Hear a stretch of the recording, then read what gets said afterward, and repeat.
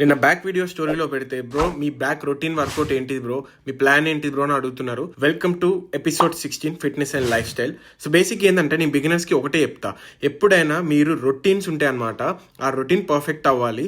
నేను same routine ఒక 2 years నుంచి చేస్తున్నాను. ఎప్పుడో ఒకసారి ఇట్లాంటి టార్గెటెడ్ మజిల్ వేరియేషన్స్ చేస్తా, కానీ ఎప్పుడైనా పాత రొటీన్సే బాగుంటాయి అనమాట. ఒక వేరియేషన్ చేస్తున్నప్పుడు ఆ వేరియేషన్నే మజిల్ డెఫినేషన్ బెటర్ అయ్యేంత వరకు పుష్ చేయాలి అనమాట. అట్లా ఒక ప్లాన్ డిజైన్ చేసుకొని ఉండాలి.